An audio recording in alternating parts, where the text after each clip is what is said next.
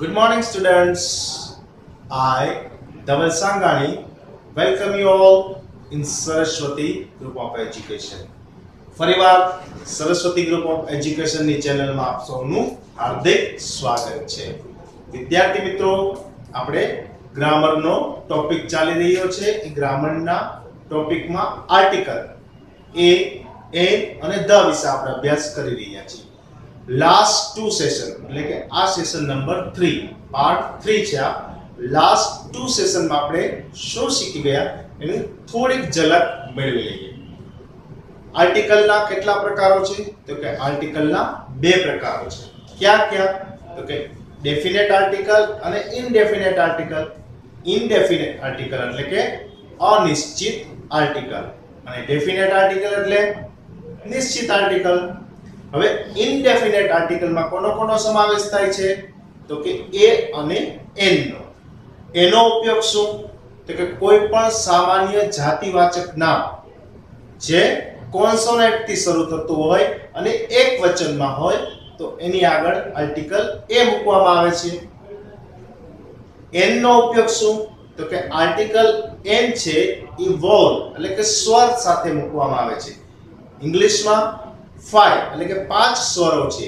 એ, ઈ, આઈ, ઓ અને યુ.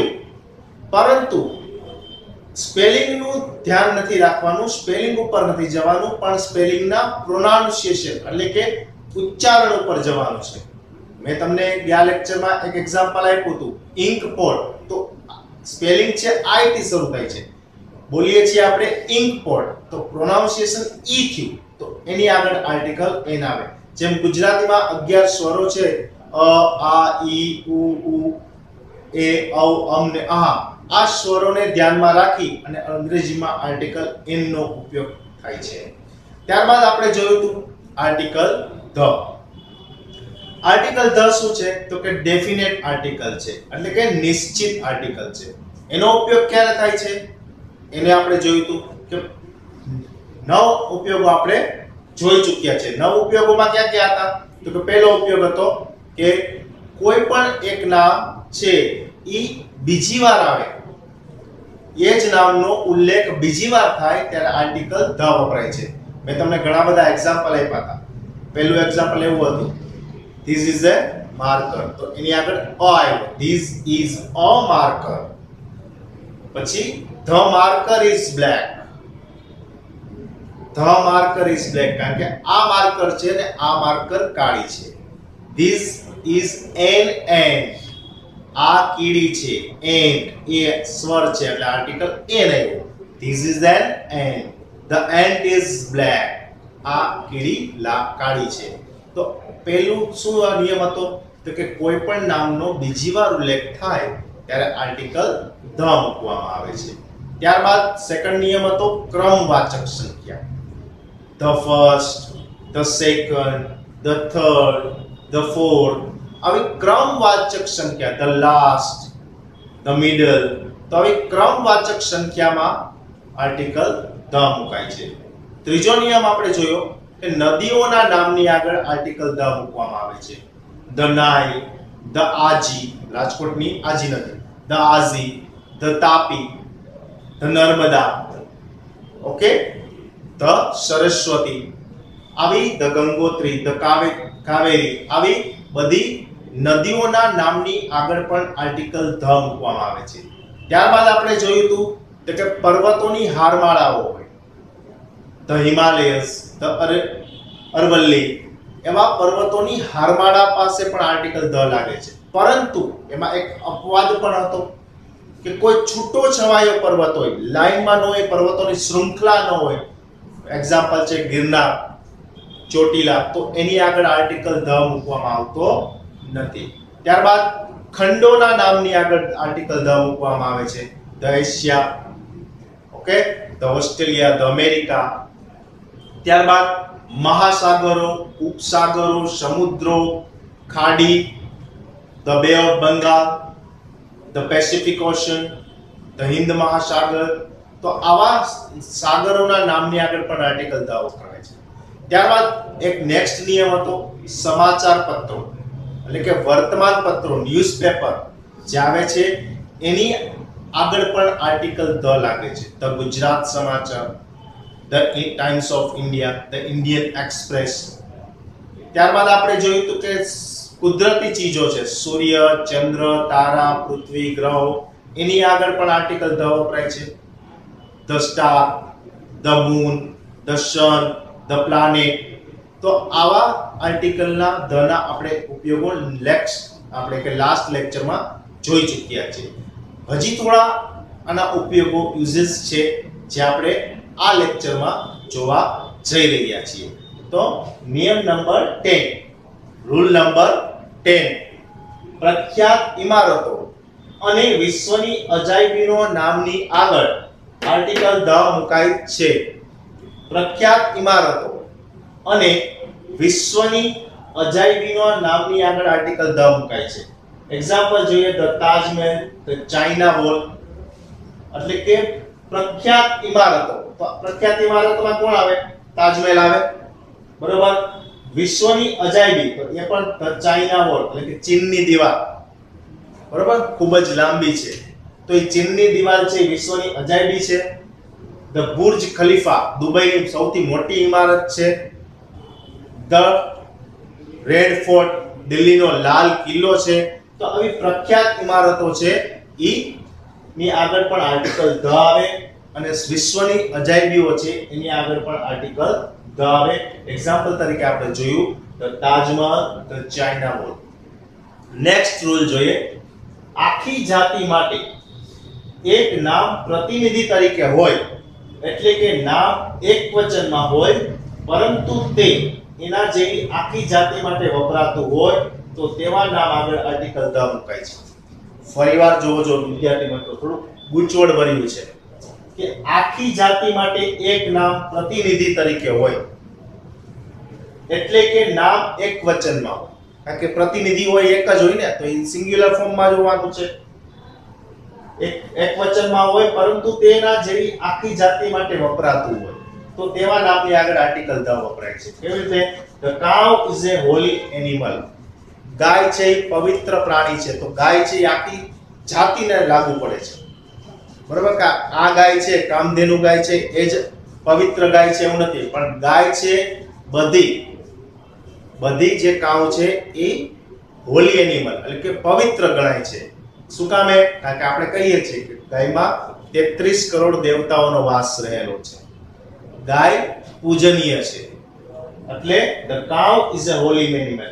અહીંયા કાઉ છે એ આખી ગાય જાતિનો નિર્દેશ કરે છે એટલે એની આગળ આર્ટિકલ ધ મૂકવામાં આવે છે. The dog is faithful animal. Faithful એટલે વફાદાર. કૂતરો છે એટલે કે કૂતરાની જે આખી જાતિ છે એની વાત અહીં છે. એક કૂતરા છે એ વફાદાર હોય છે. કોને વફાદાર હોય છે? આપણને. કારણ કે આપણે આપણા ઘરમાં એક ચોકીદાર તરીકે ડોગને રાખીએ છીએ, બરોબર. ઘણા બધા બોર્ડ્સ પણ મારેલા હોય છે કૂતરાથી સાવધાન, બરોબર. માણસ કરતા પણ જો વફાદાર પ્રાણી હોય તો અત્યારે ડોગ છે. તો અહીં ડોગ આખી જાતિની વાત થાય છે એટલે એની આગળ આર્ટિકલ ધ મૂકવો છે. જો આખી જાતિ માટે એક નામ પ્રતિનિધિ તરીકે હોય તો પ્રતિનિધિ એટલે રિપ્રેઝન્ટ કરતું હોય. તો આ કાવ છે એ પ્રતિનિધિ છે અને ઈ નામ કેવું હોવું જોઈએ? એકવચનમાં છે અને આખા ઈ નામ છે આખી જાતિનો નિર્દેશ કરતો હોય. તો કાવ છે આખી જાતિનો નિર્દેશ કરે છે એટલે આ બધું આમાં આવી ગયું. The cow is a holy animal. જો કાઉ અને ડોગ બંને એકવચનમાં છે એટલે આપણે અહીંયા ઇઝ લખ્યું છે. ઓકે વિદ્યાર્થી મિત્રો, ચાલો નેક્સ્ટ નિયમ તરફ જોઈએ. માનવ જાતિ કે જ્ઞાતિ બતાવવા નામ આગળ આર્ટિકલ ધ મુકાય છે. માનવ જાતિ કે જ્ઞાતિ, તમે કેવા છો? વણિક છો, હિન્દુ છો? જાતિ જ્ઞાતિ બતાવવા માટે આગળ ધ મુકાય છે. ધ હિન્દુસ, ધ જાપાનીઝ, આ જાપાનના લોકો છે. ધ કેરલિયન્સ એટલે કે આ કેરળના લોકો છે. હિન્દુસ, આ હિન્દુઓ છે. તો આખી જાતિ કે જ્ઞાતિ બતાવવા માટે પણ આર્ટિકલ ધ નો ઉપયોગ થાય છે. ત્યારબાદ નિયમ નંબર 13, જ્યારે વિશેષણની આગળ આર્ટિકલ ધ મુકાય છે ત્યારે તે વિશેષણનો અર્થ તેના જેવા લોકોની આખી જાતિ એમ થાય છે. જ્યારે વિશેષણની આગળ આર્ટિકલ ધ મુકાય છે ત્યારે તે વિશેષણનો અર્થ તેના જેવી લોકોની આખી જાતિ એવો થાય છે. અહીંયા ધ પુઅર, પુઅર એટલે ગરીબ. તો ગરીબ, આખા જે ગરીબ લોકો છે ને એનો આખો જે સમૂહ છે ને એ સમૂહ માટે થાય છે. બરોબર. ધ નીડી, નીડી એટલે જરૂરિયાતમંદ. જે લોકો જરૂરિયાતમંદ છે એ લોકોનો જે સમૂહ છે એની આગળ આર્ટિકલ ધ મૂકવામાં આવે છે. વિશિષ્ટ વ્યક્તિઓના નામની આગળ પણ આર્ટિકલ ધ મૂકવામાં આવે છે. વિશિષ્ટ વ્યક્તિઓ કઈ કઈ? ધ કેપ્ટન, એટલે કે કોઈ પણ ટીમનો કેપ્ટન હોય એ વિશિષ્ટ વ્યક્તિ હોય, એટલે કે એ પ્રતિનિધિ હોય. The prime minister, the principal, શિક્ષા જગતનો મુખ્ય વ્યક્તિ, ધ મેનેજર. બરોબર. કોઈ પણ સંસ્થા હોય, કોઈ પણ કંપની હોય તેમાં મેનેજર હોય. બરોબર. પ્રાઇમ મિનિસ્ટર તે પણ ખૂબ જ પ્રખ્યાત વ્યક્તિ હોય છે. દિશાઓના નામની આગળ પણ આર્ટિકલ ધ મૂકવામાં આવે છે. દિશાઓ કઈ કઈ? The north, the east, the west, the south. આ ચાર દિશાઓ છે ને એના ઉપરથી તમને ખ્યાલ હશે ન્યૂઝ એવો શબ્દ પડેલો છે. ન્યૂઝ એટલે કે સમાચાર. તો ઈ ન્યૂઝ છે NEWS, એનું ફૂલ ફોર્મ કરો ને તો ચારે દિશા થાય. N એટલે નોર્થ, E એટલે ઈસ્ટ, W એટલે વેસ્ટ અને S એટલે સાઉથ. એટલે કે ચારેય દિશાઓના સમાચાર જે ન્યૂઝ તરીકે પ્રખ્યાત થાય છે. બરોબર, પ્રદર્શિત થાય છે. તો આપણે શું જોયું? ધના નિયમો જોયા. કેટલા નિયમો છે વિદ્યાર્થી મિત્રો? ધના રૂલ્સ 15 રૂલ્સ છે. બરોબર. પણ તમારે વારંવાર એને રિપીટ કરવા પડશે. શું કામે? તો જ જેટલો મહાવરો કરશો એટલું તમને આ વધારે યાદ રહી જશે. બરોબર. ફરીવાર ઝડપથી કહી દઉં કે 15 નિયમો ક્યાં ક્યાં? તો કે પહેલું નિયમ હતો કે એક વસ્તુ છે એ બીજી વખત રિપીટ થાય ત્યારે ધ આવે. એકને એક નામ છે બીજી વાર રિપીટ થાય ત્યારે ધ આવે છે. એ જ વસ્તુની બીજી વાર ઉલ્લેખ થાય ત્યારે ધ આવે છે. ક્રમક સંખ્યા માટે ધ આવે છે. દિશાઓના નામની આગળ સમાચાર પત્રો, નદી, ઇમારતો, પછી વિશ્વની અજાયબીઓ, મહાસાગર, પર્વતો, આ બધા જ ની આગળ આર્ટિકલ ધ મૂકવામાં આવે છે. હવે વિદ્યાર્થી મિત્રો આપણે આગળ શું જોશું? તો કે એ, એન અને ધ ની મિક્સ ખાલી જગ્યાઓ જોશું. એક એક્સરસાઇઝ નાની એવી આપણે જોવાના છીએ. તો વિદ્યાર્થી મિત્રો આપણે આર્ટિકલ ધ એટલે કે ડેફિનેટ આર્ટિકલ, નિશ્ચિત આર્ટિકલ ધ ના અલગ અલગ 15 ઉપયોગો શીખ્યા. હવે શું કરવાનું છે? આપણે નિશ્ચિત આર્ટિકલ ધ ના અલગ અલગ 15 ઉપયોગો શીખ્યા પછી હવે આપણે એક્સરસાઇઝ સ્વરૂપે સમગ્ર આર્ટિકલ એટલે કે આર્ટિકલ એ અને એન જે ઇનડેફિનેટ એટલે કે અનિશ્ચિત આર્ટિકલ છે અને ડેફિનેટ આર્ટિકલ ધ છે જે નિશ્ચિત આર્ટિકલ છે એની mix fill in the blanks શીખવાની છે. ઓકે. તો મેં અલગ અલગ એવી 15 બ્લેન્ક્સ અહીં બોર્ડ ઉપર લખેલી છે. એને આપણે વન બાય વન પહેલા સેન્ટેન્સને રીડ કરશું, એનું ગુજરાતી કરશું અને શું કામ તે આર્ટિકલ તેમાં લાગ્યું એની આપણે ચર્ચા કરીએ. Turn by turn. Fill in the blanks with the use of article a, n અને the. Fill in the blanks એટલે કે ખાલી જગ્યા પૂરો આર્ટિકલ a, n અને the વડે. કાં તો એ ખાલી જગ્યામાં આર્ટિકલ a આવશે, કાં તો n આવશે અથવા તો the આવશે. ક્યારેય એવું નહીં બને કે બે આર્ટિકલ એકસાથે એક ખાલી જગ્યામાં આવશે. એટલે સેન્ટેન્સમાં બે બ્લેન્ક્સ હોશે તો આવશે જ, પણ એક જ બ્લેન્ક્સમાં બે નામ આપણે નહીં લખવાના આવે ક્યારેય. Okay. I always sit on blanks first bench. યાદ કરો જે આ શું છે? કઈ ખાલી જગ્યા છે? આ શેનો નિર્દેશ કરે છે? તો કે અહીંયા ફર્સ્ટ છે. ફર્સ્ટ શેનો નિર્દેશ કરે છે? ક્રમનો. તો ક્રમ માટે શું હતું? આર્ટિકલ ધ નો બીજો નિયમ આપણો કે ક્રમવાચક સંખ્યા આગળ આર્ટિકલ ધ આવશે. The first, the second, the third કીધું તું ને. તો અહીંયા શું આવશે? આર્ટિકલ ધ આવશે. તો આનો જવાબ the. I always sit on the first bench. Always એટલે હંમેશા. હું હંમેશા પહેલી બેન્ચે બેસું છું. Second, that is blank pen Blank's pen is blue. That is a pen. અહીંયા શું આવશે? That is a pen. આ પેન છે. હવે એ જ પેનની બીજી વાર વાત થાય છે તો આપણે શું મૂકશું આર્ટિકલ the. હવે વિદ્યાર્થી મિત્રો ખાસ ધ્યાન રાખજો, અહીંયા શું છે? ફૂલ પોઈન્ટ છે. અહીંયા શું છે? ફૂલ સ્ટોપ છે. એટલે અહીં નવું સેન્ટેન્સ ચાલુ થાય છે. એટલે આર્ટિકલ the નો પહેલો અક્ષર આપણે શું કર્યો? કેપિટલ કર્યો. ઓકે, તો કે that is a pen. આ પેન છે, પેલી પેન છે. the pen is blue. ઈ પેન કેવી છે? તો કે બ્લુ કલરની છે. શું કામે? કારણ કે આયા જે પેનની વાત છે એ જ પેનની આયા રિપીટેશન વાત છે એટલે આર્ટિકલ the મૂકવામાં આવ્યો છે પહેલા નિયમ પ્રમાણે. આપણા Blank's Gita is ખાલી જગ્યા હોલી બુક. ગીતા શ્રીમદ ભગવદ ગીતા આયા હિન્દુની પવિત્ર ગ્રંથની વાત થાય છે. તો પવિત્ર ગ્રંથના નામની આગળ શું આવશે? તો કે પવિત્ર ગ્રંથના નામની આગળ આવશે the Gita is. The Gita is શું આવશે અહીંયા? a holy book. The Gita is a holy book. Gita છે એક પવિત્ર ગ્રંથ છે. ઓકે, પવિત્ર ગ્રંથ છે. Blank's earth is like apple.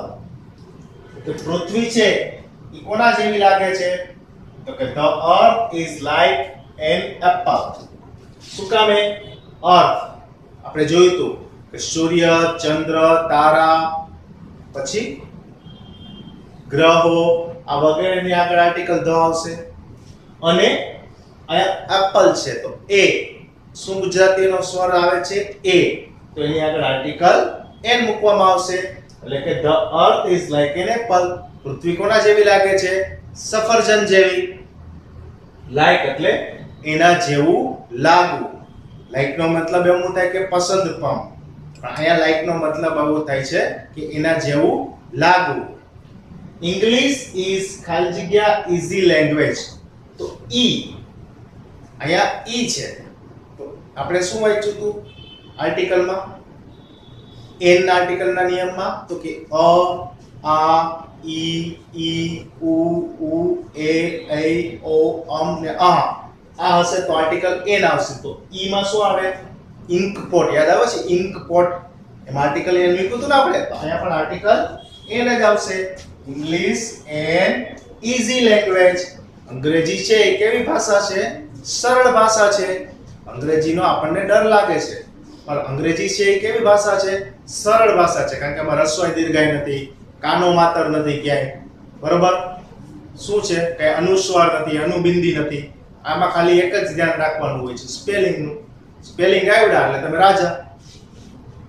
Blank's Nile is Blank's longest river. આયા શું આવશે? નાઇલ છે નદીનું નામ છે. આપણે નદીના નામ આગળ શું મૂકતા હતા? the Nile is. હવે જો અહીંયા શું છે? આ longest est છે. est ક્યારે આવે? સુપરલેટિવ ડિગ્રીમાં આવે તો એની આગળ પણ the આવે. the Nile is the longest river. એટલે કે નાઇલ નદી છે કેવી છે? તો કે લાંબામાં લાંબી નદી છે. નાઇલ નદી કેવી છે? તો કે લાંબી નદી છે. I am Blank's engineer. A શું આવ્યું? A. તો શું આવશે સ્વર પ્રમાણે? A. I am an engineer. હું એન્જિનિયર છું. This is a sentence. અહીંયા શું આવશે? a. This is a sentence. આ વાક્ય છે. નેક્સ્ટ જોઈએ. કિરણ Bedi is Blank's collector of Rajkot. તો શું થયું? પ્રતિનિધિ થઈને મુખ્ય હોદ્દો થયો. તો શું આવશે? the. Kiran Bedi is the collector of Rajkot. Okay, Kiran Bedi છે રાજકોટના કલેક્ટર છે. મુખ્ય હોદ્દો થયો ને. આપણે કીધું હતું ને પ્રાઇમ મિનિસ્ટર, ધ પ્રિન્સિપલ, એવું તો ધ મેનેજર. તો એ જ રીતે છે the collector. Blank's Narmada is Gujarat's life. આ નર્મદા કોની વાત થાય છે? નદીની વાત થાય છે. તો કે નર્મદા નદી છે એ ગુજરાતની શું છે? જીવાદોરી છે. તો અહીંયા શું આવશે? the Narmada is Gujarat's life. I love Blank's Hindus. Hindus એટલે જાતિની વાત થઈ તો જાતિની વાત આગળ પણ the આવશે. I love Hindus. I love the Hindus. હું હિન્દુઓને પ્રેમ કરું છું. His father is a teacher. અહીંયા આવશે. શું કામ આવશે? કારણ કે પ્રોફેશનની વાત થઈ છે, વ્યવસાયની વાત થઈ છે. વ્યવસાયકારના નામની આગળ જ આવશે. અ ડોક્ટર, અ ટીચર, બરોબર. We can see blanks moon in the sky. તો આપણે મૂન ની આગળ પણ ધ લખશું અને સ્કાય ની આગળ પણ ધ લખશું કે we can see the moon in the sky at night. કે રાત્રે આપણે શું જોશું? તો કે આકાશમાં ચંદ્રને જોશું. તો બંનેની આગળ શું આવશે? Article the. This is a box. આ બોક્સ છે, એક વચન છે, સામાન્ય અને જાતિવાચક નામ છે. Last blanks. India is surrounded by blanks Hind Ocean. Hind એટલે હિન્દ મહાસાગરની વાત થાય છે. તો હિન્દ મહાસાગર આગળ શું આવશે? ધ. કે ભારત દેશ છે એ હિન્દ મહાસાગરથી ઘેરાયેલો દેશ છે. એટલે કે ભારત દેશ છે એની આજુબાજુ ચારે તરફ શું છે? હિન્દ મહાસાગર ફેલાયેલો છે. તો વિદ્યાર્થી મિત્રો, હું આશા કરું છું કે તમને આ 15 બ્લેન્ક્સ જે મેં તમને કરાવી એક્સપ્લેનેશન સાથે એ બરોબર તમને સમજાઈ ગયું હશે, જેનાથી તમને એક આર્ટિકલ ક્યારે લાગશે? આર્ટિકલ એન જે ઇનડેફિનેટ આર્ટિકલ છે, એ અને એન અનિશ્ચિત આર્ટિકલ, એ ક્યારે લાગશે અને આર્ટિકલ ધ ક્યારે લાગશે એનો ખ્યાલ બરોબર પડી ગયો હશે. તમારે આર્ટિકલ ધ ના ખાલી એટલા જ નિયમો યાદ રાખવાના કે કોઈ પવિત્ર પુસ્તક હોય, પવિત્ર ગ્રંથ હોય, નદી છે, મહાસાગર છે, ખંડ છે, પર્વત છે, કોઈ દેશનું નામ છે, બરાબર, કોઈ પ્રખ્યાત વ્યક્તિ છે, એટલે કે એનો હોદ્દો છે, ધ મેનેજર, ધ પ્રિન્સિપાલ, પછી ક્રમિક સંખ્યાઓ છે, એક ને એક વસ્તુની વાત એ જ વાક્યમાં બીજી વાર કરવામાં આવે ત્યારે આ બધા જ ઉપયોગોમાં આર્ટિકલ ધ ઉપયોગી છે. અને આર્ટિકલ એ તો સાવ સામાન્ય વાત છે, એક વચન અને જાતિવાચક કોન્સોનન્ટ શબ્દ હોય ને ત્યારે આર્ટિકલ એ, અને એન આવશે ત્યારે સ્વર એટલે કે વાઉલ્સ વાળા શબ્દ હશે, પણ એના સ્પેલિંગ ઉપર નથી જવાનું, એના ઉચ્ચારણ પ્રોનાઉન્સિએશન ઉપર જવાનું છે.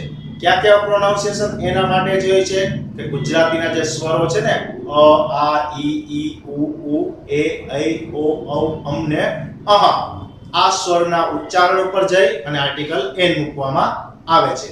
તો વિદ્યાર્થી મિત્રો, આ સેશનના અંતે તમને એક વર્કશીટ મોકલવામાં આવશે જેમાં આવી જ રીતે એક મિક્સ ખાલી જગ્યાઓ હશે જે તમારે તમારી રફબુકમાં good handwriting title mention કરી, ડેટ મેન્શન કરી અને નીચેની લીટી નડાડીને સુંદર અક્ષરે કમ્પ્લીટ કરવાની રહેશે.